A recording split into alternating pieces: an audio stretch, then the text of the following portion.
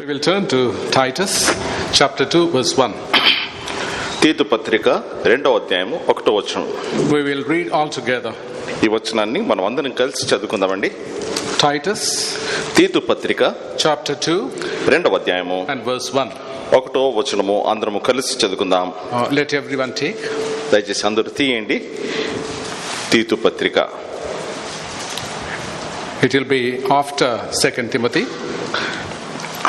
తిమోతికి రాసిన 2వ పత్రిక తర్వాత ఉంటుంది. Before Philemon. ఫిలోమోను పత్రిక ముందు ఉంటుంది. Titus chapter 2 verse 1. తీతు పత్రిక 2వ అధ్యాయము 1వ వచనము అందరము కలిసి నీవు అనుకూలమైన సంగతులను బోధించుము. We will look to God in prayer. దేవుని సహాయం కొరకే ప్రార్థనలో ప్రవేశిద్దామండి. Loving Heavenly Father, we praise you. We thank you for the wonderful opportunity that you have given to us to sit in your presence and to listen to your word. ప్రేమగల మా తండ్రి, మీ సన్నిధానంలోనికి వచ్చి మా ప్రభువా మీ వాక్యం వినుట కొరకై మా ప్రభువా మీరు మాకు అనుగ్రహించిన యొక్క శ్రేష్టమైనటువంటి అవకాశం కొరకై సమయం కొరకై మీకు స్తోత్రాలు వందనాలు చెల్లిస్తున్నాం. In all humility we plead with you that you may hide us behind the cross and you may be seen. ప్రభువా మీరే మమ్మను సిలువ చాటున మరుగుపరుచుకుని మీరు మాత్రమే ప్రత్యక్షపరచబడినట్లుగా మీరే మాకు సహాయం చేయమని ఎంతో వినయముగా బ్రతిమాలుకొంచుతున్నాం. It's also our humble plea to you that grant us an opportunity that we may listen to your still small voice. మా ప్రభువా మీ మెల్లనైన మధురమైన స్వరాన్ని వినున్నట్లుగా మీరే మాకు కృప చూపించమని ఎంతో వినయముగా బ్రతిమాలుకొంచుతున్నాం. You may exhort us.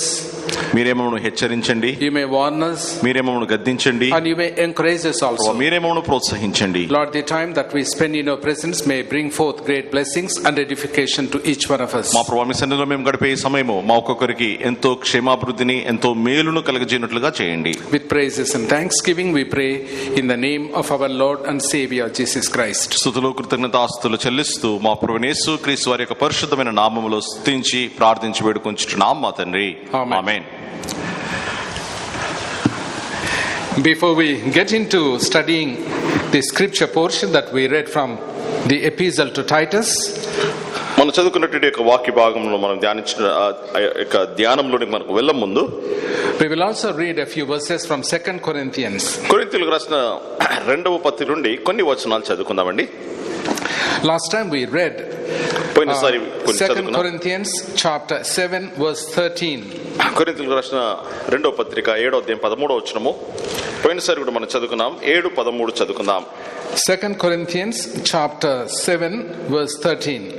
కొరింథీయులకు రాసిన 2వ పత్రిక 7వ అధ్యాయము 13వ వచనము అందరము కలిసి చదువుకుంటున్నాం. ఇందుచేత మేము ఆదరింపబడితిమి, అంతేకాదు మాకు ఈ ఆదరణ కలిగినప్పుడు తీతు యొక్క ఆత్మ మీ అందరి వలన విశ్రాంతి పొందినందున అతని సంతోషము చూసి మరి ఎక్కువగా మేము సంతోషించితిమి. Actually, this is he is writing an epistle to Corinthians. There he is mentioning about Titus. ఇక్కడ పౌలు కొరింథీ సంఘానికి ఉత్తరం రాస్తూ అక్కడ తీతు గురించి ప్రస్తావిస్తా ఉన్నాడు. Actually, Titus was sent on a special mission by Paul to collect an offering for the people in need in Jerusalem. యెరూషలేములో పరిశుద్ధుల యొక్క అక్కరల కొరకై వారి యొక్క అక్కరల కొరకు తీర్చడానికి కొరకై కొంచెము క్రయమును ధనమును సేకరించడానికి కొరకై పౌలు తీతును కొరింథీ పట్టణానికి పంపించాడు. For example, if I try to do that, try to take collection from some church, that would be a taboo to many people. ఒకవేళ నేను ఏదైనా సంఘంలో ఇలాగ కానుకలు తీసుకున్నట్లయితే అది అనేకులు ఇష్టపడనటువంటి విషయంగా ఉంటుంది. Actually, Paul was very judiciously and very carefully doing these things. అయితే పౌలు ఎంతో జ్ఞానముతో ఎంతో వివేచనతో ఈ కార్యాన్ని చేస్తా ఉన్నాడు. But we will not be looking at this aspect today. అయితే ఈ అంశాన్ని మనము ధ్యానించట్లేదు కానీ the reason we read this verse is that the name of Titus is mentioned here. ఇక్కడ మనం ఈ వచనాన్ని చదవడానికి ఉన్నటువంటి కారణం ఏంటంటే ఈ వచనంలో తీతు యొక్క పేరు ప్రస్తావించబడింది. Titus was left in Crete to shepherd the congregation. తీతును క్రేతులో సంఘమును పోషించడానికి కొరకై కాపాడడానికి కొరకై పౌలు అక్కడ ఉంచి వెళ్ళాడు. Titus also was sent to Corinthian city, to that church in Corinthian city for a particular purpose. అదే సమయంలో కొరింథు పట్టణంలో ఉన్నటువంటి సంఘంకు కూడా ఒక నిర్దిష్టమైనటువంటి పనితో పౌలు తీతును పంపించాడు. And actually Titus, when he went back to Paul, he gave a great news, and then Titus was excited to have gone to the church at Corinth. అయితే తీతు కొరింథీ నుండి పౌలు దగ్గరికి వెళ్ళినప్పుడు పౌలు దగ్గర ఎంతో గొప్ప సంతోషమైన వార్త ఇచ్చిన కార్యాన్ని బట్టి అతడు ఎంతగానో సంతోషించాడు. Because he told great things about the church at Corinth. ఎందుకంటే కొరింథీలో ఉన్నటువంటి సంఘం గురించి గొప్ప సంగతులను ఆయన తెలియజేశాడు. And Titus was excited and he was very happy. దాన్ని బట్టి తీతు ఎంతో సంతోషించాడు, ఆనందించాడు. When Paul saw Titus being happy, Paul also was very happy. పౌలు తీతు యొక్క సంతోషాన్ని చూచి పౌలు కూడా సంతోషించాడు. Verse 14 also mentions about Titus. 14వ వచనంలో కూడా తీతు గురించి రాయబడింది. I had boasted to him about you, and you have not embarrassed me, but just as everything we said to you was true, so our boasting about you to Titus has proved to be true as well. ఏలైనగా నేను అతని ఎదుట మీ విషయమై ఏ అతిశయపు మాటల్లో చెప్పినను నేను సిగ్గుపరచబడలేదు. మేమేలాగో అన్నిటినీ మీతో నిజముగా చెప్పితిమో అలాగే మేము తీతు ఎదుట మీ విషయమై చెప్పిన అతిశయపు మాటలు నిజమని కనబడెను. We will get to know, maybe read 2-3 verses and get to know about the character of Titus. కొన్ని 2-3 వచనాలు మనం చదివినట్లయితే తీతు యొక్క గుణగణాలు, ఆయన యొక్క గుణము మనకు తేటగవుతుంది. Paul had a great impression about Titus. పౌలు తీతు గురించి చక్కటి అభిప్రాయం కలిగి ఉంటున్నాడు. Chapter 8 verse 16. 8వ అధ్యాయం 16వ వచనం అండి. 8వ అధ్యాయము 16వ వచనము అందరూ కలిసి చదువుకుందాం. మరియు సువార్త విషయము సంఘములన్నిటిలో ప్రసిద్ధి చెందిన సహోదరుని అతనితో కూడా పంపుచున్నాను. Thanks be to God who put into the heart of Titus the same concern I have for you. 16. 16వ వచనం క్షమించండి. మీ విషయమై నాకు కలిగిన ఈ ఆసక్తిని తీతు హృదయంలో పుట్టించిన దేవునికి స్తోత్రము.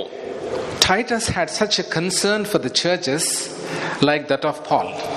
పౌలు ఎటువంటి సంఘముల విషయమై పట్టింపు శ్రద్ధ కలిగి ఉంటున్నాడు, తీతు కూడా అటువంటి పట్టింపును శ్రద్ధను కలిగి ఉంటున్నాడు. Paul was a mature senior person. పౌలు ఎదిగినటువంటి ఎంతో వృద్ధుడైనటువంటి పెద్ద సహోదరుడు. Titus was a young man. అయినను తీతు ఒక యవనస్తుడు. Last time we saw that Paul addressed him as his own son. పోయినసారి మనం చూసాము పౌలు తీతును నా నిజమైన కుమారుడా అని సంబోధించాడు. Of course that was in Christ. అది క్రీస్తులో ఆయన కుమారుడైనాడు. That means he was a young man, but he had similar concern like that of Paul.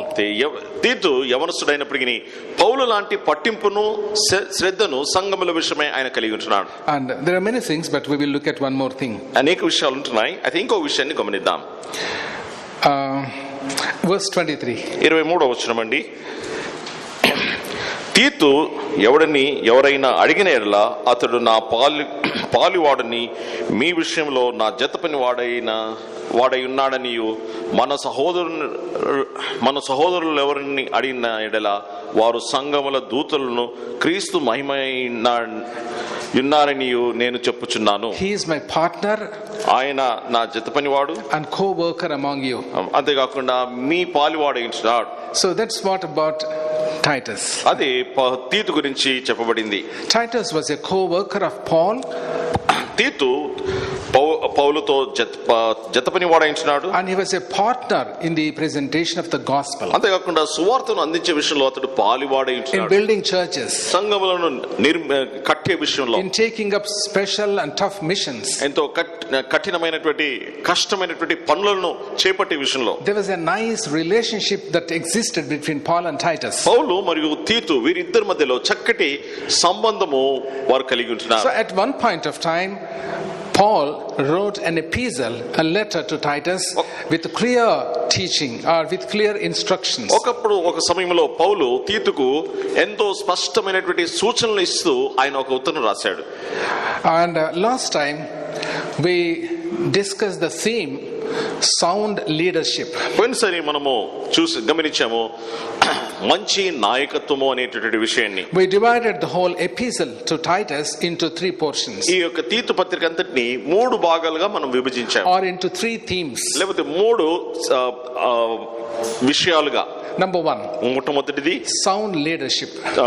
మంచి నాయకత్వము. Actually, we discussed at length as to how important as leadership is in the context of a church. ఒక సంఘం విషయంలో నాయకత్వము అనేది ఎంత ప్రాముఖ్యమైనటువంటి విషయమో మనం పోయినసారి ధ్యానించాం. And today we look at sound teaching. ఇది నాన్న స్వస్థ బోధ, మంచి బోధ అనే అంశాన్ని మనం చూద్దాం.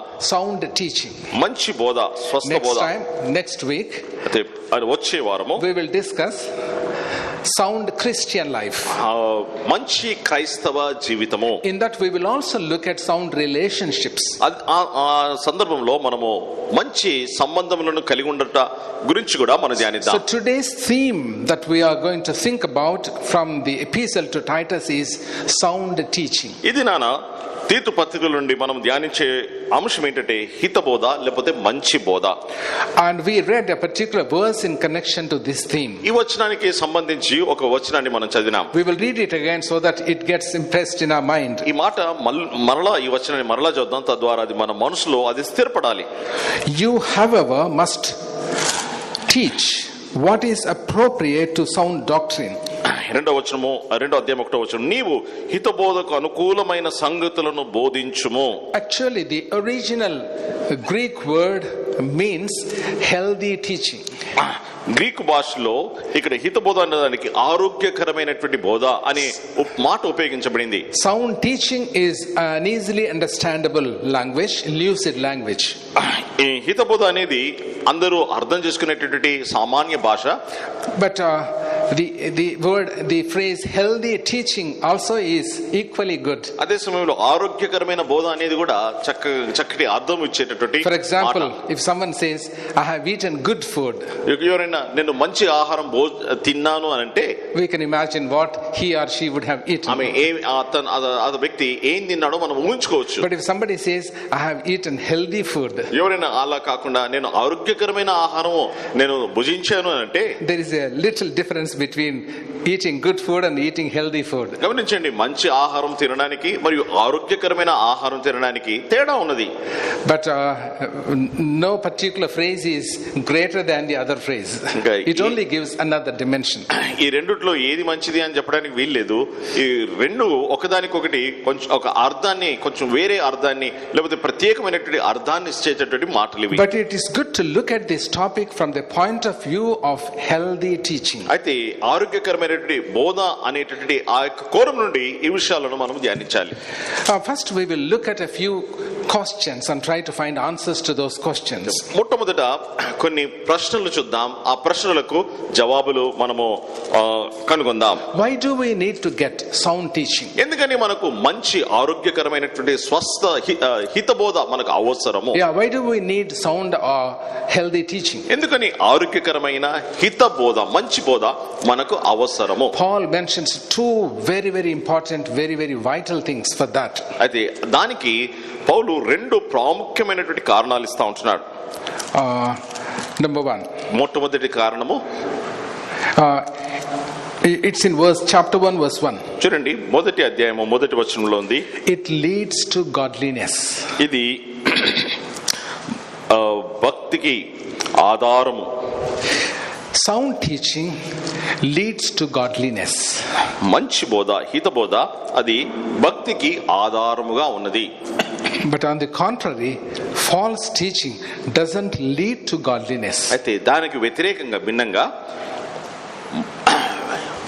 మంచిది కాని బోధ, చెడ్డ బోధ లేకపోతే అబద్ధపు బోధ అది భక్తికి, దేవుని యందలి భయభక్తులకు దారి తీయదు. If any church A సంఘమైనప్పటికీ receives sound or healthy teaching, ఆరోగ్యకరమైనటువంటి హితబోధను ఆ సంఘము పొందినట్లయితే the members of the church will be led into godliness. ఆ సంఘపు సభ్యులు వారు భక్తిలో, వారు దేవుని భయభక్తుల్లో వారు ఎదుగుతారు. That's what Paul wanted to see in the churches, in the life of churches. అదే పౌలు అక్కడ ఉన్నటువంటి సంఘాల్లో అట్టి విషయాన్ని కనుగొనాలని చూస్తా ఉన్నాడు. Second important thing, రెండవ ప్రాముఖ్యమైనటువంటి కారణం అండి. I'm reading from verse 2. రెండవ వచనం నుండి చూస్తున్నాను. Godliness in the hope of eternal life, which God who does not lie promised before the beginning of time. It also talks about eternal life. ఇది దేవుడు ఏర్పరచుకొనిన వారి విశ్వాసము నిమిత్తమును నిత్య జీవను గూర్చిన నిరీక్షణతో కూడిన అని ఇక్కడ మనం చూస్తుంటున్నాం. నిత్య జీవం గురించి కూడా తెలియజేస్తుంది నిరీక్షణ. When we receive sound teaching or healthy teaching, ఆరోగ్యకరమైన హిత బోధను మంచి బోధను మనం పొందుకున్నప్పుడు we understand more about eternal life. మనము నిత్య జీవం గురించి ఇంకా ఎక్కువగా మనం స్పష్టంగా గ్రహిస్తాం. The life doesn't end here. గమనించండి, మన జీవితం ఇక్కడితో ఆగిపోదు. It actually will continue. ఇది వాస్తవానికి కొనసాగుతుంది. And when we get to know that there is an eternal life, I think we will take care of how we live our lives on this earth. నిత్య జీవం అంటూ ఉన్నది అన్నటువంటి విషయాన్ని మనం ఎరిగిన తర్వాత ఈ లోకంలో ఈ జీవిస్తున్నటువంటి సమయంలో మనము తగు జాగ్రత్తలను మనము పాటించడానికి ప్రయత్నిస్తాం. An explanation is given in chapter 2 verse 12. 2వ అధ్యాయము 12వ వచనంలో దీనికి ఒక వివరణ ఇవ్వబడింది. 2:12. It teaches us to say no to ungodliness and worldly passions and to live self-controlled, upright and godly lives in the present age while we wait for the blessed hope. 12వ వచనము, మనము భక్తిహీనతను ఇహలోక సంబంధమైన దురాశలను విసర్జించి శుభప్రదమైన నిరీక్షణ నిమిత్తము అనగా మహాదేవుడు మన రక్షకుడైన యేసుక్రీస్తు మహిమ యొక్క ప్రత్యక్షత కొరకు ఎదురు చూచుచు ఈ లోకములో స్వస్థ బుద్ధితోనూ నీతితోనూ భక్తితోనూ బ్రతుకుచుండవలెను. Actually, when we get to know that we have an eternal life, we will be very, very careful as to how we live in this world. నిత్య జీవము అనేది ఉన్నది అన్నటువంటి విషయం మనం తెలుసుకున్నప్పుడు ఈ లోకములో ఎంతో జాగ్రత్తగా మనం జీవించడానికి ప్రయత్నిస్తాం. Here a few things are mentioned. ఇక్కడ కొన్ని విషయాలు చెప్పబడి ఉన్నాయి. We live a life where we say no to ungodliness. అక్కడ మనము భక్తిహీనతను విసర్జించేటటువంటి జీవితం జీవిస్తాం. It's not easy. అలా జీవించడం సులువైంది కాదు. Why do we say no to ungodliness? మనం భక్తిహీనతకు లేదు అని ఎందుకు దాన్ని త్రోసిపుచ్చుతాం? Because I know that I am going to live in the presence of God for eternity. ఎందుకంటే నేను దేవుని సన్నిధిలో నిత్యత్వము జీవించనే ఉన్నాననే సంగతిని మనం ఎరిగి ఉంటున్నాం. So there are many things mentioned about that kind of a life that whoever wants to follow God would lead. అయితే అటువంటి జీవితము ఎవరైతే జీవిస్తారో అటువంటి వారి గురించి ఆ విషయాలు ఇక్కడ ఎన్నో రాయబడి ఉంటున్నాయి. Okay, we will also look at marks of the false teachers. అంతేకాకుండా అబద్ధ బోధకులకు ఉన్నటువంటి సూచనలు వారిని గుర్తించేటటువంటి విషయాలు ఏంటో కూడా మనం ఇక్కడ చూడవచ్చు. There are a few things that will reveal the character of false teachers. ఒక అబద్ధ బోధకుని యొక్క బోధకుని బయట పెట్టేటటువంటి విషయాలు ఇక్కడ కొన్ని ఉంటున్నాయి. Verse 10, chapter 1 verse 10. 1వ అధ్యాయం 10వ వచనం. 1వ అధ్యాయం 10వ వచనం అండి. There are many rebellious people. 1వ అధ్యాయము 10వ వచనంలో అనేకులు విశేషముగా సున్నతి సంబంధులను అవిధేయత కలిగినటువంటి వారు. They are rebellious. They rebel against God. వారు అవిధేయులై ఉంటున్నారు, తిరుగుబాటు చేయవారు ఉంటున్నారు దేవుని విరోధముగా. Second, రెండవది, they are full of meaningless talk and deception. వారు వదరుబోతులను మోసపుచ్చువారై ఉన్నారు. Number 3, మూడవ విషయం, they disrupt the whole households. వారు కుటుంబములను పాడు చేయవారై ఉంటున్నారు. Number 4, నాలుగవది, they are after dishonest gain. వారు దుర్లాభము కొరకు ఉపదేశించు వారై ఉంటున్నారు, చెడు లాభము. They are after dishonest gain. అనగా వారు అన్యాయముగా డబ్బు సంపాదించడానికి ప్రాకులాడువారు. They teach in such a way that people are mesmerized. వారు ఎలాగో బోధిస్తారంటే మనుషులు మభ్యపోయి వారు మతి తిప్పిపోయేటట్లుగా వారు బోధిస్తారు. And their teaching will be very attractive. వారి బోధలు చాలా ఆకర్షణీయంగా ఉంటాయి. Some people who have itching ear, they would like to listen to them more and more. గమనించండి, దురద చెవులు కలిగినటువంటి వారు అటువంటి బోధలు అటువంటి మాటలు వినడానికి చాలా ఇష్టపడతా ఉంటారు. And after teaching such false teaching, if they ask for money, people will generously give money to them. అటువంటి మాటలు మాట్లాడిన తర్వాత మీరు డబ్బులు ఇవ్వండి, కానుకలు ఇవ్వండి అని మనుషులు అన్నప్పుడు వారు ఎంతో చక్కగా ఇస్తారు. ఉదాహరణగా ఇస్తారు. So they earn money. అట్లు ఈ తప్పుడు బోధకులు, అబద్ధ బోధకులు వారు డబ్బు సంపాదిస్తారు. Not honestly but dishonestly. ఇది సరైనటువంటి విధానంలో కాదు కానీ అక్రమమైనటువంటి విధానంలో. Verse 16. 16వ వచనం చూడండి. They are, later part I am reading, they are detestable, disobedient and unfit for doing anything good. వారు అసహ్యులను అవిధేయులను ప్రతి సత్కార్యం విషయంలో భ్రష్టులై ఉన్నారు. There are so many things written about them. ఇటువంటి అబద్ధ బోధకుల గురించి ఈ పత్రికలో అనేకమైన విషయాలు రాయబడి They ఉన్నాయి. bring divisions. వారు విభజనలు కలగజేయవారు. Divisions through their false teaching. వారు బోధించే ఆ తప్పుడు బోధనలను బట్టి సంఘములో విభజనలు కల్పిస్తారు. Sometimes divisions do take place due to some practical reasons, not because of the doctrinal issues. గమనించండి, కొన్నిసార్లు సంఘములో కొన్ని క్రియాపూర్వకమైనటువంటి విషయాలను బట్టి విభజనలు రావచ్చు, కానీ అయితే సిద్ధాంతపరమైనటువంటి విభజనలు కాకపోవచ్చు. So Paul is not talking about such kind of divisions, but Paul is talking about divisions that take place because of the doctrinal issue, because of the false teachings. అయితే అటువంటి విభజనల గురించి పౌలు మాట్లాడటం, కానీ ఇక్కడ తప్పుడు సిద్ధాంతాలను ప్రవేశపెట్టడం ద్వారా సంఘములో విభజనల గురించి పౌలు తెలియజేస్తా ఉన్నాడు. Actually Paul used very, very harsh and hard words to describe them. అయితే పౌలు ఇక్కడ ఈ అబద్ధ బోధకులను వర్ణించడానికి ఎంతో కఠినమైనటువంటి, ఎంతో బలమైనటువంటి మాటలను, పదములను ఉపయోగించాడు. Chapter 3 verse 11. చూడండి, 3వ అధ్యాయం 11వ వచనంలో, You may be sure that such people are warped and sinful and they are self-condemned. అట్టివాడు మార్గము తప్పి తనకు తానే శిక్ష విధించుకుని వాడై పాపము చేయుచున్నవాడని నీవెరుగుదువు. So that's what happens. That's what these people are. ఈ ప్రజలు అలాగుంటున్నారు. Then what's the remedy?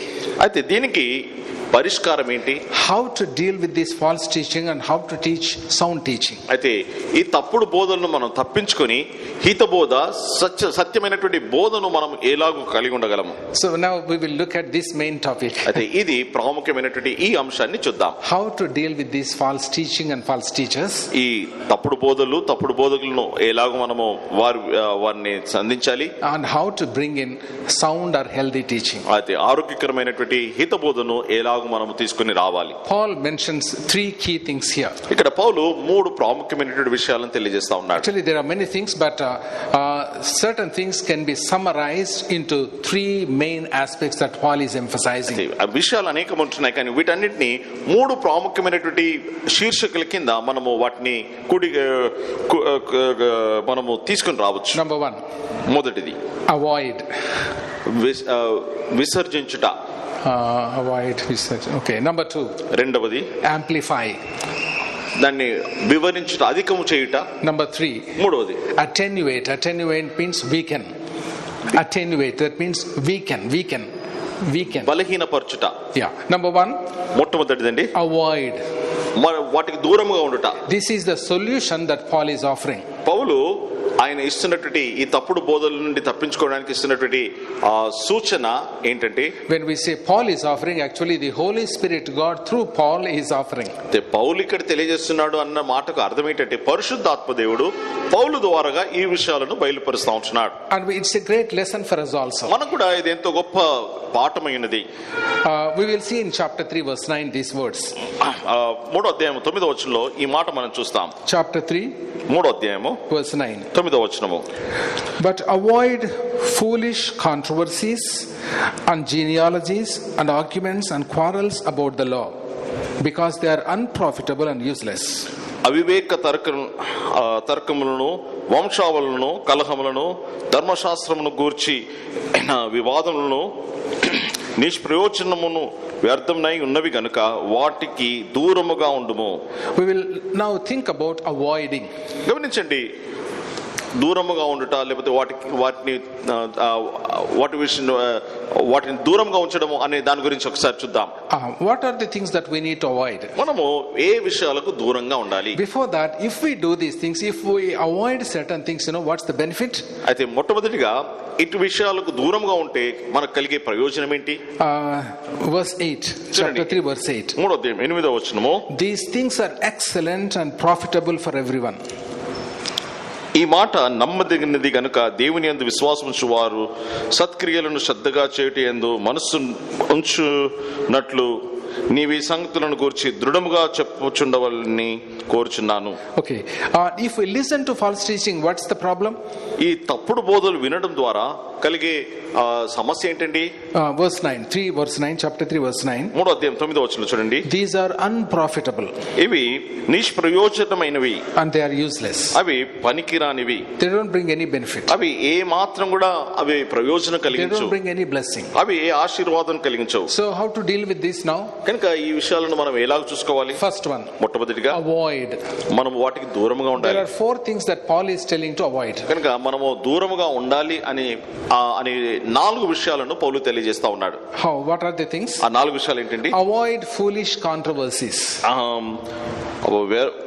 వ్యర్థమైనటువంటి Chapter 3 verse 9. 3వ అధ్యాయం 9వ వచనంలో వ్యర్థమైనటువంటి వివాదములను వాటికి దూరంగా ఉండము. I think certain things will be very controversial. You can't really they're not profitable things actually. కొన్ని వివాదాస్పదమైనటువంటి విషయాలు అవి ఏమాత్రం కూడా మనకు ప్రయోజనమును మేలును కలిగించును. Sometimes some people bring unnecessary controversies. Unnecessary. They are not really useful. They are not really necessary. కొందరు కొన్ని ప్రయోజనం లేని అవసరం లేనటువంటి వివాదనలు తీసుకొస్తారు. దానివల్ల ఎవరికీ మేలు ఉండదు. Once I met one person.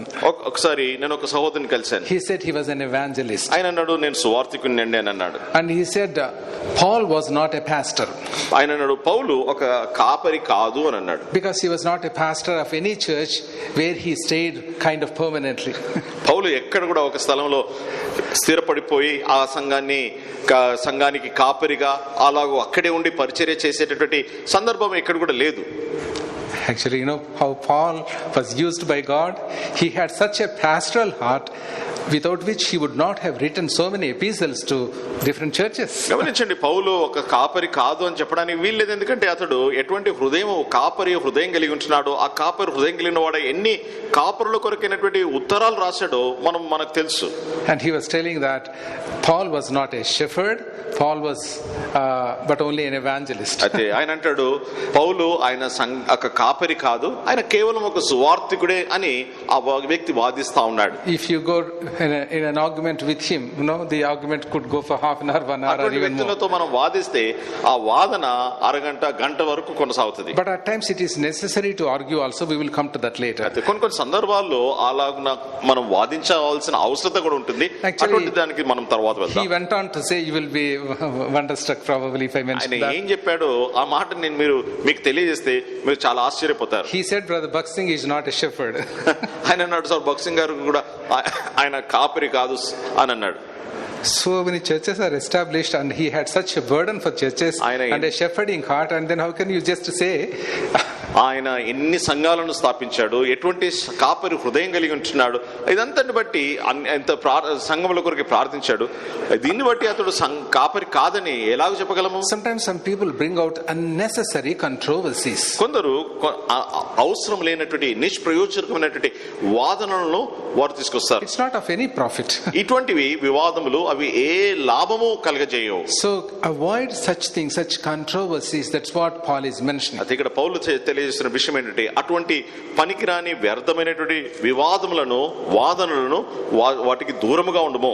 And secondly, రెండవది under avoiding, Paul is mentioning the second aspect. దూరముగా ఉండాలి అని చెప్తూ పౌలు రెండవ విషయాన్ని తెలియజేస్తా ఉన్నాడు. Avoid genealogies. ఇక్కడ పౌలు అంటున్నాడు ఆ వంశావళులను వాటికి దూరముగా ఉండము. What was the problem? ఈ వంశావళన వచ్చే సమస్య ఏంటి? Bible mentions many times the genealogies. దేవుని వాక్యములో వంశావళుల వివరణ అనేక సందర్భాల్లో మనం చూడవచ్చు. Actually sometimes we feel that by reading these genealogies you do not get anything. That's what we feel sometimes. కొన్నిసార్లు కొన్ని వరుసగా వందల పేర్లుంటే ఆ పేర్లు చదువుతా ఉన్నప్పుడు కొన్ని అధ్యాయాలు మనకు ఈ పేర్లు చదవడం వల్ల మనకి ఏం లాభం కలుగుతుంది, ఏ ఆత్మీయ మేలు కలుగుతుంది అన్నటువంటి ఆలోచన కూడా వస్తుంది. But there are many important lessons also when we read genealogies. ఈ వంశావళులు చదవడం ద్వారా కూడా ఎన్నో గొప్ప సత్యాలను మనం నేర్చుకోవచ్చు. So genealogies are important. అయితే ఈ వంశావళులు ప్రాముఖ్యమే. Then what is Paul is talking about? He says avoid genealogies. అయితే ఇక్కడ పౌలు అంటాడు ఈ వంశావళుల జోలికి వెళ్ళవద్దు, వాటి దూరంగా ఉండు అని పౌలు అన్నప్పుడు what these false teachers used to do? ఈ అబద్ధ బోధకులు వాళ్ళు ఏం చేసేవారంటే, they used to trace a genealogy where they would say that I am a descendant of so and so, like Levi, or I am a descendant of Joseph, and things like that. ఇవి తప్పుడు బోధలు చేసేటటువంటి వారు ఏం చేస్తారంటే, పలానా ఈ వంశావళులు చూస్తూ నేను పలానా యోసేపు వంశం చెందిన వాడిని, లేకపోతే పలానా లేవి వంశానికి చెందిన వాడిని, లేకపోతే ఇట్లా గొప్ప వ్యక్తుల యొక్క వంశావళికి చెందిన వాడిని అలా వారు చూపించుకుంటా ఉంటారు. But actually it would be very, very difficult for anybody living in 21st century to claim the descendancy of a particular forefather. అయితే ఇప్పుడు ఈ 21వ శతాబ్దంలో ఉన్నటువంటి మన కాలంలో ఉన్నటువంటి మనము పలానా ఎవరో గొప్ప వ్యక్తి యొక్క వంశానికి చెందిన వారము అని చెప్పుకోవడానికి రుజువులు అనేవి ఏమాత్రం కూడా లేవు. But even today some of the Israelites, they still try to find a link with forefathers. అయినప్పటికీ ఈ దినం కూడా ఇశ్రాయేలు ప్రజలు వారి యొక్క పితరులతో వారి యొక్క సంబంధమును, ఆ వంశావళి సంబంధాన్ని కనుగొనడానికి వారు ప్రయత్నిస్తూ ఉంటారు. Paul actually was from the lineage of Benjamin. పౌలు వాస్తవానికి బెన్యామీను గోత్రానికి చెందినవాడు. What did he say? ఎందుకని నేను బెన్యామీను గోత్రానికి చెందినవాడిని అన్నాడు? No, he doesn't really matter for him. దానివల్ల పెద్ద ప్రయోజనం లేదు. I was a Pharisee. నేను ఒక పరిసయ్యుణ్ణి. I was circumcised on the 8th day. 8వ దినాన సున్నతి చేయబడింది నాకు. I come from the Benjamin lineage. బెన్యామీను గోత్రానికి చెందినవాడిని. But all these things are nothing, he said. అయ్యన్ని తర్వాత ఇవన్నీ చెప్తూ ఇవన్నీ కూడా నాకు వ్యర్థము, పెంటతో సమానమని అన్నాడు. Some people, to endorse their false teaching, they will find a link in the lineage of somebody, the forefather in the Israelite history. కొందరు వారు చేసేటటువంటి తప్పుడు బోధనలను సమర్థించుకోవడానికి, లేకపోతే వాటిని సత్యం అని చెప్పుకోవడానికి పలానా గొప్ప వ్యక్తి యొక్క వంశావళికి మేము చెందిన వారము, అటువంటి వంశం నుండి వచ్చిన వారం అని వారు అలా గొప్పలు చెప్పుకుంటా ఉంటారు. That doesn't really matter. What they teach it matters. వారు ఏ వంశానికి చెందినది అన్నది ప్రాముఖ్యం కాదు, కానీ వారు ఏ బోధ చేస్తున్నారు అది ప్రాముఖ్యమైనది. In fact, Titus was a Gentile convert. వాస్తవానికి చూసినట్లయితే ఈ తీతు ఆయన అన్య జనాంగానికి చెందినటువంటి వాడు, యూదుడు కాదు అతడు. He had nothing to claim as somebody, a descendant of either Levi or either Benjamin or anybody.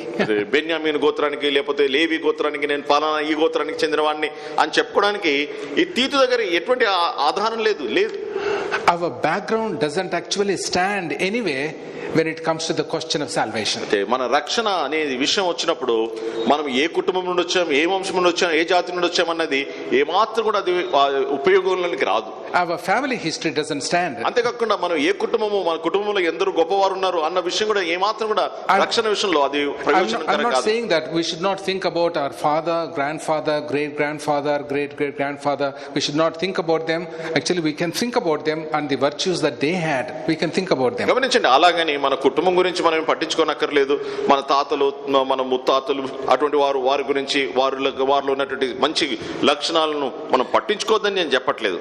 Sometimes, the kind of life, the Christian life our great forefathers must have lived would have caused a great positive impact on us. It's good to think about them. గమనించండి, కొన్నిసార్లు మన పితరులు, ముత్తాతలు వాళ్ళు జీవించిన మంచి చక్కటి క్రైస్తవ జీవితం ద్వారా ఎంతో ప్రభావం మనకు చూపుతుండొచ్చు. అటువంటి వారిని అనుకరించడం ద్వారా ఎంతో మేలు కలగొచ్చు మనకు. Recently we had a family gathering. కొన్ని దినాల క్రితము మా కుటుంబంలో మేము కూడి వచ్చాము. We thought about our grandfathers and great grandfathers. ఆ సమయంలో మా తాత, మా ముత్తాతల గురించి మేము ఆలోచించాము. How they loved the Lord. వారు ప్రభుని ఎలాగ ప్రేమించారు. Thinking about them, if it is really impacting us positively, that's a good thing. వాళ్ళ జీవితాలను జ్ఞాపకం చేసుకుంటూ అది మా జీవితంలో మంచి ప్రభావంను కలగజేసినట్లయితే అది కోరదగిందే. But to endorse your false teaching, if you think about the genealogy, that's of no use. అదే నీవు చేసే తప్పుడు బోధనలను అవి మంచి బోధ అని దాన్ని దృఢపరచుకోవడానికి నేను పలానా గోత్రానికి చెందిన వాడిని అని చెప్పుకోవడము అది మాత్రం కూడా మంచి విషయం కాదు. Number 3, మూడో విషయం అండి, with reference to avoiding. గమనించండి, దూరముగా ఉండుట అనే దాని విషయంలో మూడో విషయం. Maybe దూరముగా ఉంచుట, maybe better, no? దూరముగా ఉండుట అనే విషయం గురించి certain things you need to avoid. కొన్ని విషయాలను మనం దూరంగా ఉంచాలి. దాంట్లో పౌలు చెప్తున్న మూడో విషయం. Third one, మూడవది arguments. Arguments. It says వాదనలు, vain arguments. వ్యర్థమైనటువంటి వాదనలు. Arguing for argument's sake. వాదించాలి కాబట్టి వాదించడం. Such things are of no use. అటువంటి వాటి వలన ప్రయోజనమే ఉండదు. But again, we should take care as to how we understand this. అయితే వీటిని మనం ఎలాగో మనం గ్రహిస్తున్నామో ఆ విషయంలో జాగ్రత్తగా ఉండాలి. Lord Jesus Christ had argued for certain things. కొన్ని విషయాలు యేసు ప్రభువారే ఆయన వాదించి ఉంటున్నాడు. He condemned the thinking of Pharisees. పరిసయ్యుల యొక్క ఆలోచన విధానాన్ని యేసు ప్రభువారు ఖండించారు. Paul argued with people. Paul వాదించాడు కొందరితో. We will read one or two verses. We will get to know. కొన్ని ఒక రెండు మూడు వచనాలు చదువుతాం. First Peter chapter 3 verses 15 and 16. పేతురు రాసిన మొదటి పత్రిక chapter 3 verses 15 and 16. మూడో అధ్యాయం 15-16 వచనాలండి. మూడో అధ్యాయం 15-16 వచనాలు.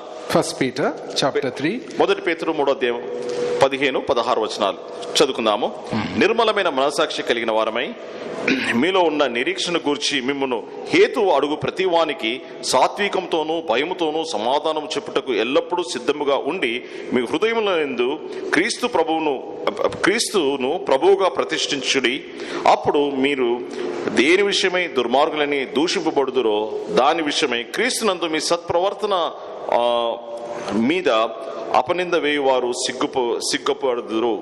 If somebody asks you to give a reason, మీలో ఉన్నటువంటి నిరీక్షణకు కారణం ఏంటి అని ఎవరైనా అడిగితే you give a reason. కనుక ఆ నిరీక్షణకు ఆధారం ఏంటి, కారణం ఏంటి? Paul is saying you give an answer. Peter is saying you give an answer. పేతురు అంటున్నాడు దానికి మీరు ఒక జవాబు ఇవ్వండి. And we will also see Acts chapter 17 verse 3. అపోస్తల కార్యములు 17వ అధ్యాయం 3వ వచనం కూడా చూద్దామండి. 17వ అధ్యాయం అపోస్తల కార్యములు 3వ వచనము చదువుకుందాం.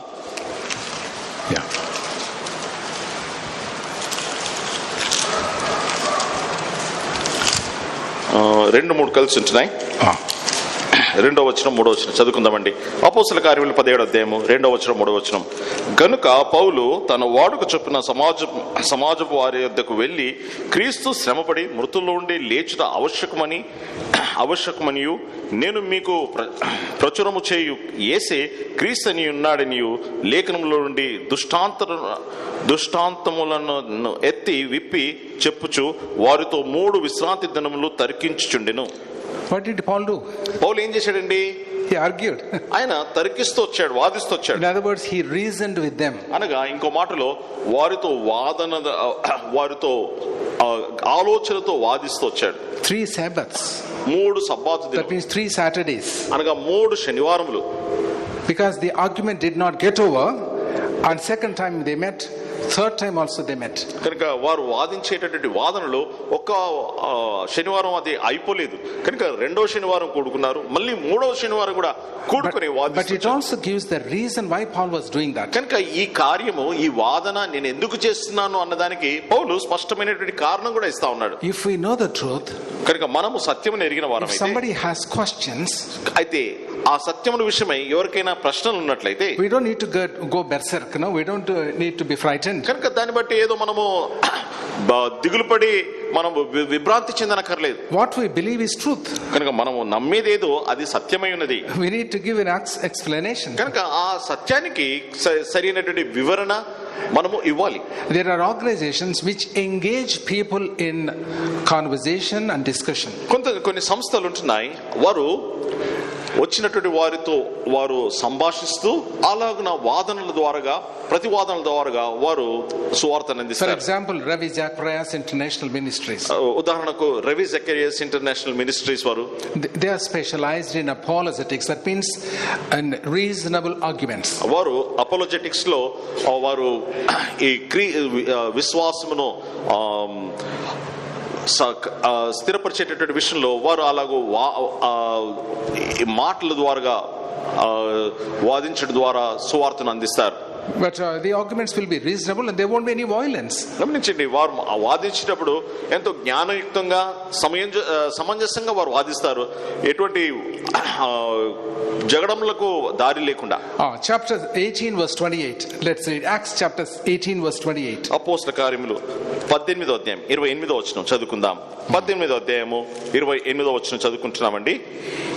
యేసే క్రీస్తు అని లేఖనం ద్వారా అతడు దృష్టాంతపరిచి యూదుల వాదనను బహిరంగంగాను గట్టిగాను ఖండించుచూ వచ్చెను. He refuted. అతడు ఖండిస్తూ వచ్చాడు. Where? Publicly. ఎక్కడ? బాహాటంగా జనసమూహంలో మధ్యలో. In fact, in Athens and in different cities of Greece, those days there used to be public meeting halls where if somebody is bringing something new, people used to gather in the night and then listen to them and argue with them. అయితే grace దేశంలో Athens అట్లుంటే పెద్ద పెద్ద పట్టణాల్లో వాదించడానికి ప్రత్యేకమైనటువంటి ఇట్లు చర్చించి వాదించడానికి కొన్ని ప్రత్యేకమైనటువంటి స్థలాలు ఉంటాయి. అక్కడ ఎవరైనా కొత్త బోధ గానీ ఏదైనా కొత్త విషయం తీసుకొస్తే వారు కూర్చుని వాదించేటటువంటి వాటి గురించి. People used to come in the night after their supper to listen to them quietly. అయితే మనుషులు వారు రాత్రికాల భోజనం చేసుకున్న తర్వాత ఈ వాదనను వినడానికి వారు వచ్చేవారు. And many people used to get converted, believe on Lord Jesus Christ during these arguments. అలాగున ఇటువంటి సువార్త ద్వారా వాదన ద్వారా సువార్త అందించేటటువంటి ఇట్టి పరిచర్య ద్వారా అనేకులు సువార్తను నమ్మి రక్షణ పొందేవారు. Even here you can read that. ఇక్కడ కూడా మనం విషయాన్ని మనం చూస్తుంటున్నాం. And we will read one more verse. ఇంకో వచనం కూడా చదువు. Acts chapter 19 verse 8. అపోస్తల కార్యములు 19వ అధ్యాయం 8వ వచనం అండి. 19వ అధ్యాయం 8వ వచనము చదువుదాం అందరం కలిసి. తరువాత అతడు సమాజ మందిరంలోనికి వెళ్లి ప్రసంగించుచు దేవుని రాజ్యమును గూర్చి తర్కించుచు ఒప్పించుచు ధైర్యముగా మాట్లాడుచు 3 నెలలు గడిపెను. You know, actually there was a hall called Tyrannus Hall. Tyrannus Hall అనేటువంటి ఒక స్థలం ఉన్నది. And Paul used to go there. పౌలు ఆ స్థలానికి వెళ్ళేవాడు. And he used to argue with them. అక్కడ వచ్చినటువంటి వారితో వాదించేటటువంటి వాడు. If you read some of the context, you would understand, or we would understand that many Greeks, women and men accepted Christ. అయితే అక్కడ ఉన్నటువంటి సందర్భాన్ని బట్టి మనము గ్రహించగలము. అనేక మంది గ్రీసు దేశస్థులు పురుషులు స్త్రీలు వారు అటువంటి వాదనలు ద్వారా సువార్త అందించబడినటువంటి ఆ విషయాన్ని బట్టి వారు రక్షణలోనికి వచ్చారు. So Paul is not talking about vain. Paul is talking here that if anybody brings vain argument without any aim, which is reasonless, such things you need to avoid. అయితే పౌలు ఇక్కడ తెలియజేస్తున్నటువంటి విషయం ఏంటంటే తీతుకు ఎవరైనా కానీ వ్యర్థమైనటువంటి ప్రయోజనం లేనటువంటి వాదనలు వారు తీసుకొచ్చినట్లయితే తీతును వాటికి దూరముగా ఉండము, వాటి జోలికి వెళ్ళవద్దని అంటున్నాడు. Fourthly, 4వ విషయం అండి, you avoid quarrels. జగడములను కలహములకు దూరముగా ఉండుము. You don't need to go to that extent where you would quarrel over words which are unprofitable. ప్రయోజనం లేనటువంటి మాటలు విషయం కలహము కలిగించేటటువంటి అంత ఆ స్థితి వరకు మనం వెళ్ళనక్కర్లేదు. Actually, the people also used to bring certain things which were Jewish myths. అంత మాత్రం కాదు కానీ యూద ధర్మశాస్త్ర సంబంధమైనటువంటి ఆ యొక్క విషయాలను కూడా వారు అక్కడ వాదించేటటువంటి వారు. Verse 14, chapter 1 verse 14. 1వ అధ్యాయం 14వ వచనంలో మనం చూస్తే, and pay no attention to Jewish myths. అంతేకాకుండా యూదుల కల్పనా కథలను కూడా నువ్వు దూరముగా ఉంచుము అని. Not for these Jewish myths. ఈ యూదుల యొక్క కల్పనా కథలు ఏంటండి? Some stories. కథలు. They were not in the Old Testament even. ఇవి పాత నిబంధనలో లేనివి. They used to say that my grandfather told this story. వాళ్ళంటారు మా తాత ఈ కథ చెప్పాడని. How can you believe them? వాళ్ళ తాత చెప్పినది మనము లేఖనము అని ఎలాగ నమ్మగలం? The word very myth says that it may not be a reality.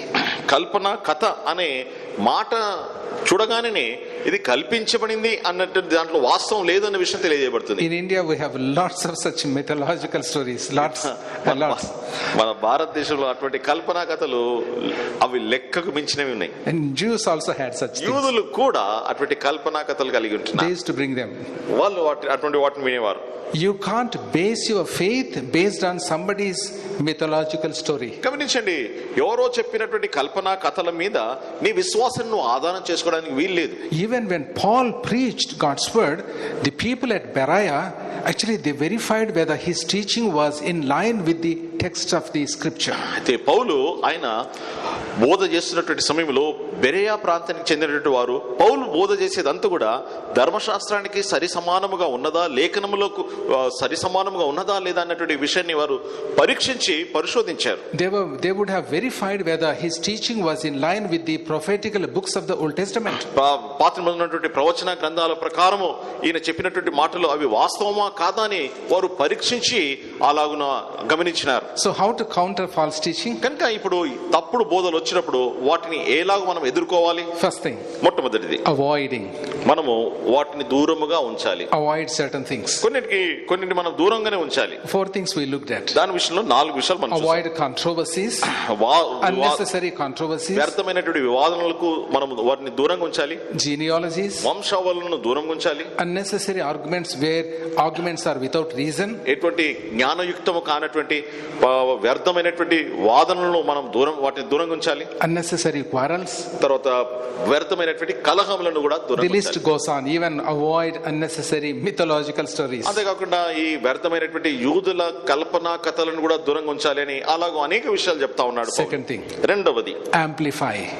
వాటిని అధికము చేయాలి. Amplify the truth of the gospel. సువార్తను నువ్వు ప్రబలించేటట్లుగా అది విస్తరించేటట్లుగా చేయాలి. Chapter 3 verse 3 onwards. 3వ అధ్యాయం 3వ వచనం నుండి చూసుకుందాం.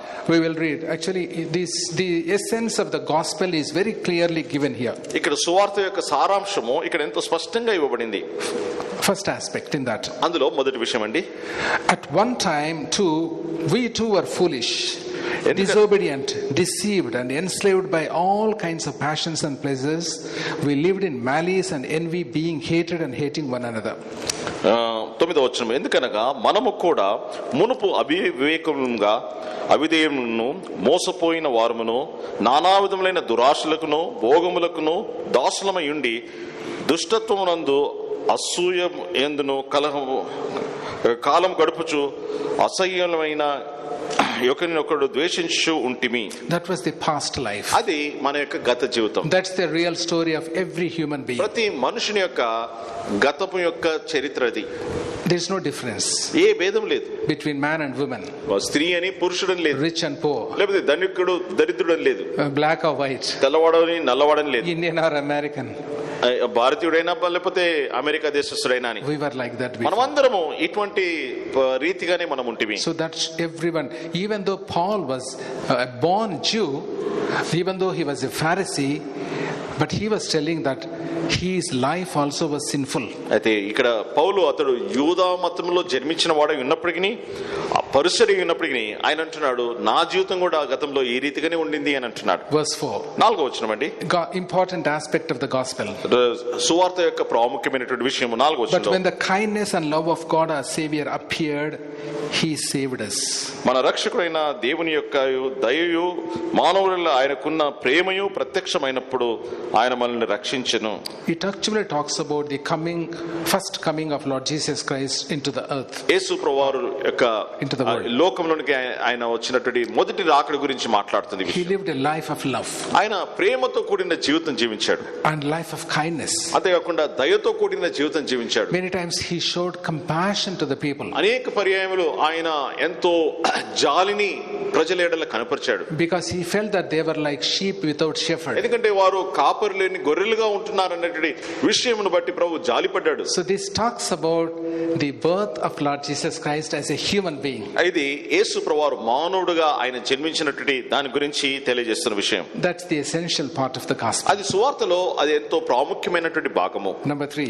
3వ విషయం అండి, he saved us not because of righteous things we had done but because of his mercy. మనము నీతిని అనుసరించి చేసిన క్రియల మూలముగా కాక తన కనికరము చొప్పునే పునర్జన్మ సంబంధమైన స్నానం ద్వారా ఆయన మనల్ని రక్షించెను. We didn't attain righteousness because of our righteous deeds. మనం చేసిన నీతి క్రియలను బట్టి మనము నీతిమంతులుగా తీర్చబడలేదు. Nobody can attain that righteousness. అలాగున నీతిని ఎవ్వరు కూడా వారు పొందుకోలేరు. By their own righteous deeds. వారి సొంత స్వనీతి క్రియలను బట్టి ఎవరు కూడా నీతిమంతులుగా తీర్చబడలేరు. Salvation is by grace.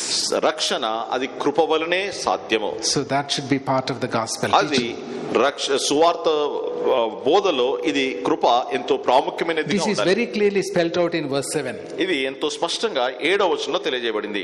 So that having been justified by his grace.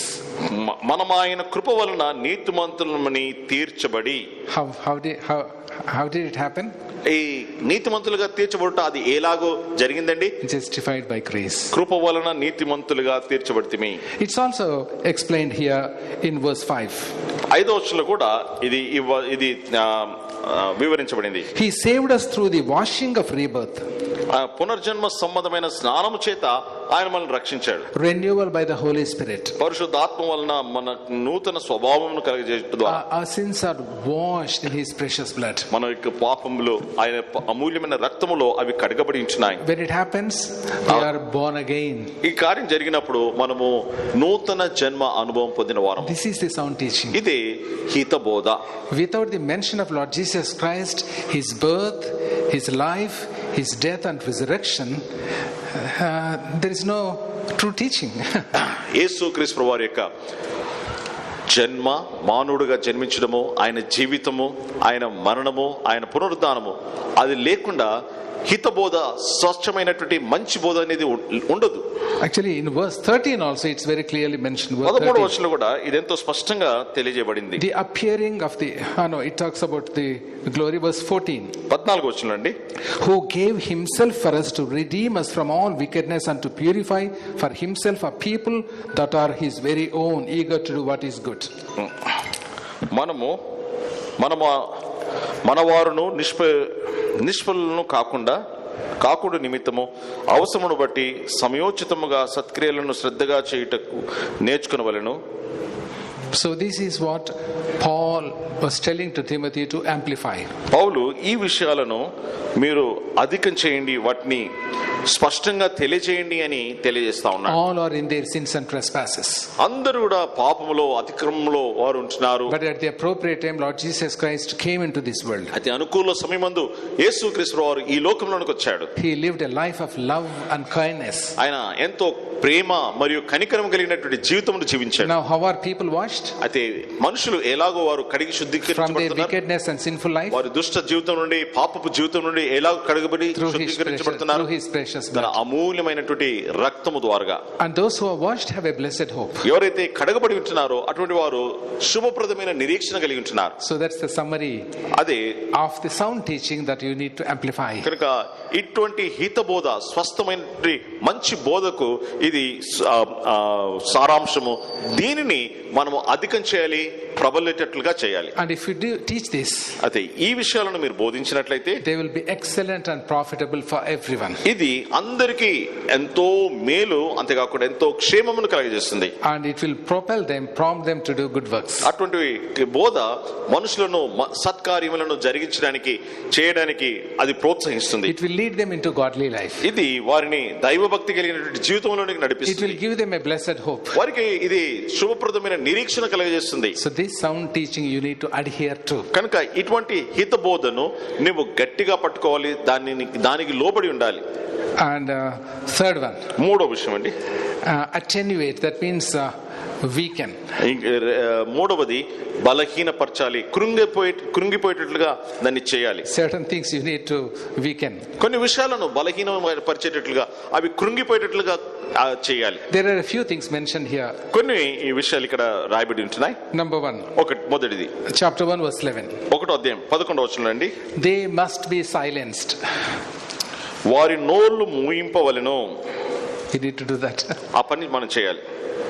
Very difficult, to silence a person. ఒక వ్యక్తి నోరు మూయించడం అనేది చాలా కష్టమైనటువంటి విషయం. Because if you don't do that, they will spread everything. వారి నోళ్లను ఒకవేళ మనం మూయించకపోతే వారు అనేక రకమైన చెడు విషయాలను వారు పాకిపోయేటట్లుగా చేస్తారు. They will disrupt the whole household. వారు కుటుంబములను వారు పాడు చేస్తారు. So Paul is using very, very strong words. కనుకనే పౌలు ఎంతో బలమైనటువంటి, ఖండితమైనటువంటి మాటలను ఉపయోగిస్తున్నాడు. And secondly, రెండవది verse 13, chapter 1 verse 13. మొదటి అధ్యాయం 13వ వచనము, rebuke them sharply. కఠినముగా వారిని గద్దించుము. Rebuke them sharply. కఠినముగా వారిని గద్దించుము. And you, Titus, you need to do this. తీతు, నువ్వు ఈ పని చేయాలి. Titus was a young man. తీతు ఒక యవనస్తుడు. But the problems started even during the Titus time. తీతు సమయంలోనే ఈ సమస్యలు ఆరంభమైనాయి. There were two different kinds of people who were bringing all these false teachings. ఈ తప్పుడు బోధలు తీసుకొచ్చేటటువంటి వారు రెండు రకాల ప్రజలు ఉంటున్నారు. One is described as circumcision group. ఒకటి సున్నతి గుంపు, సున్నతి చేయబడాలి అని బోధించే గుంపు. It's there in chapter 1 verse 10. మొదటి అధ్యాయం 10వ వచనంలో ఈ మాట రాయబడింది. they are called as circumcision group. వారు సున్నతి చేయబడాలి అని బోధించే గుంపు. They were bringing so many things, stories and lots of other things, even dietary habits, what to eat, what not to eat, and things like that. వారు అనేకమైనటువంటి పాత కల్పనా కథలు, యూదుల యొక్క కల్పనా కథలు తీసుకొచ్చి తర్వాత ఏం చేయాలి, ఏం చేయకూడదు, ఏం తినాలి, ఏం తినకూడదు, అన్నిటిని ఆ బోధలన్నిటిని ప్రవేశపెడతా They were showing this is godliness. వారు అంటారు ఇదే ఇవన్నీ చేస్తేనే భక్తి కలిగినటువంటి జీవితం జీవిస్తున్నట్లు అని వారు బోధిస్తారు. Paul's view was that those things actually will not really lead anybody to godliness. పౌలు యొక్క అభిప్రాయం ఏంటంటే అలాగో ఆ విషయాలు వ్యర్థమైనటువంటి ఈ విషయాలన్నింటినీ పాటించడం వల్ల ఎవరు భక్తి పరులుగా వారు మార్చబడలేరు అని పౌలు యొక్క అభిప్రాయం. Second category of people were all the people who were teaching false preachings, not just the Jews but non-Jews also. అయితే రెండవ గుంపుకు చెందినటువంటి వారు యూదులే అయినను లేకపోతే యూదేతరులు అయినప్పటికీ వారు అబద్ధములు అయినటువంటి విషయాలను బోధించేటటువంటి వారందరూ రెండవ గుంపుకు చెందినవారు. Commentators say that even in Crete, such people who were from non-Jewish background but they were false teachers. అయితే వ్యాఖ్యానకర్తలు వారేమంటారంటే క్రేతులో ఇలా యూదులు మాత్రం కాదు యూదేతరులు కూడా అలా అబద్ధ బోధలు బోధించేటటువంటి వారు ఉంటున్నారని. How do you know that there were such people? అటువంటి వారు ఉన్నారు అన్న విషయం మనకు ఎట్లా తెలిసిందండి? Verse 12, chapter 1 verse 12. 1వ అధ్యాయం 12వ వచనంలో మనం చూస్తాం. Cretans are always liars. క్రేతీయులు ఎల్లప్పుడూ అబద్ధికులు, evil brutes, దుష్ట మృగములు, lazy gluttons, సోమరులకు తిండిబోతులు. They were very lazy. వారు చాలా సోమరులు, evil, దుష్టులు, they were lying, అబద్ధికులు. and such people were coming and attacking the teaching that was given at the church level. అటువంటి వారు వచ్చి సంఘములో ఇవ్వబడినటువంటి బోధల మీద దాడి చేస్తా ఉన్నారు. Like last time we discussed, not every person who was living in Crete was like this. అయితే పోయినసారి మనం చూసుకున్నట్లు క్రేతులో ఉన్న వారు అందరూ ఇట్లాంటి వారు అనేది కాదండి. But there were people who were after dishonest gain. అయితే అదే సమయంలో కొందరు ఉంటున్నారు వారు అన్యాయముగా సంపాదించడానికి, డబ్బును సంపాదించుకోవడానికి ఉంటున్నారు. They were lying. వారు అబద్ధాలు ఆడుతున్నారు. Such people were there. అటువంటి వారు ఉంటున్నారు. So what do you need to do? కనుక అటువంటి వారి విషయం మనం ఏం చేయాలి? You need to weaken them. వారిని బలహీనపరిచి కృంగిపోయేటట్లుగా చేయాలి. You must silence them. That's number 1. మొట్టమొదటిగా నోళ్లు మూయించాలి, అదొకటి. Number 2, రెండవది you have to rebuke them how sharply. వారిని కఠినమైనటువంటి మాటల చేత గద్దించాలి. Number 3, మూడవది verse 14, 14వ వచనమండి. pay no attention to these Jewish myths. Pay no attention. వారి యూదుల కల్పనా కథలను వాటిని maybe you can just translate. I think that's okay. వాటిని లక్ష్యము చేయవద్దు. Yeah, don't pay attention to them at all. వాటిని లక్ష్య పెట్టవద్దు. Some of them, what they bring as teaching, they are just human commands. వారు చెప్పేటటువంటి కొన్ని బోధలు ఎట్లుంటాయంటే మానవ సంబంధమైనటువంటి ఆజ్ఞలుగా ఉంటాయి. They are not from God. అవి దేవుని నుండి వచ్చినవి కావు. But they bring such teaching. అయితే అటువంటి బోధనలు వారు So just don't pay attention to them. కనుక అటువంటి వాటిని లక్ష్య పెట్టవద్దు. And fourthly, 4వది, there are many other things also that are written. ఇంకా వేరే విషయాలు కూడా తెలియజేయబడి ఉంటున్నాయి. We will see them, some of them here. కొన్నిటిని మనం చూద్దాం. Chapter 3 verse 10. 3వ అధ్యాయం 10వ వచనంలో చూస్తున్నాం. Warn a divisive person once. మతభేదములు కలిగించు మనుషుణ్ణి 1-2 మార్లు బుద్ధి చెప్పిన తర్వాత వారిని విసర్జించుము. You warn them first time and you warn them second time. ఒక్కసారి 2 సార్లు వారిని గద్దించాలి, వారికి బుద్ధి చెప్పాలి. And this is another one. ఇది ఇంకొకటి. Like that, Paul was giving Titus a few ideas as to how he needs to attenuate the false teaching. కనుక ఈ తప్పుడు బోధలను ఎలాగో బలహీనపరిచి వాటిని అనగదొక్కాలో దాని గురించి పౌలు కొన్ని సూచనలు, హెచ్చరికలు తీతుకు ఇస్తా ఉంటున్నాడు. You warn them. వారిని గద్దించు. You refute them. వారికి హెచ్చరించు. You pay no attention. వారి అటువంటి వాటిని లక్ష్య పెట్టవద్దు. You silence them. వారి నోళ్ళు మోయించు.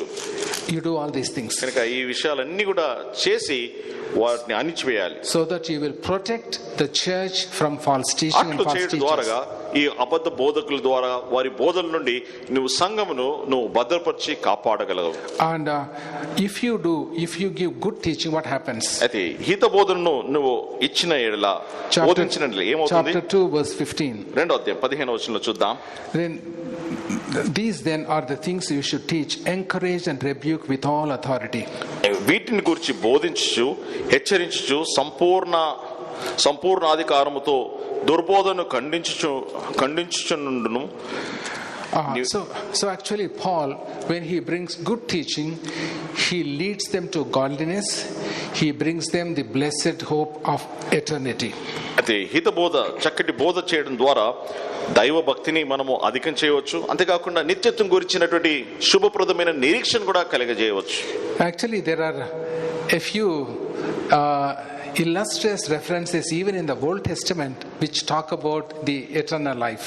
నిత్యత్వం గురించి తెలియజేసేటటువంటి విషయాలు, కొన్ని మంచి ఎంతో స్పష్టమైనటువంటి విషయాలు పాత నిబంధనలు కూడా మనం చూడవచ్చు. But in the New Testament it's very very amply clear.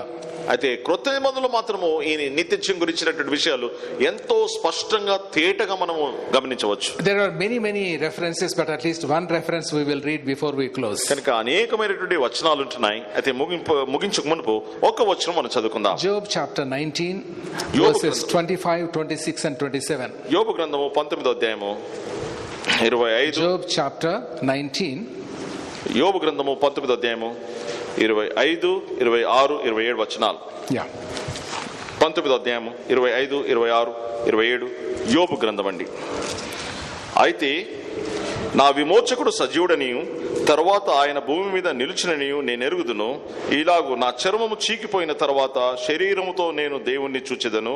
నా మట్టుకు నేనే చూచెదను, మరి ఎవరును కాదు, నేనే కనులారా ఆయన్ను చూచెదను. నాలో నా అంతరింద్రియములను కృషించుచున్నవి.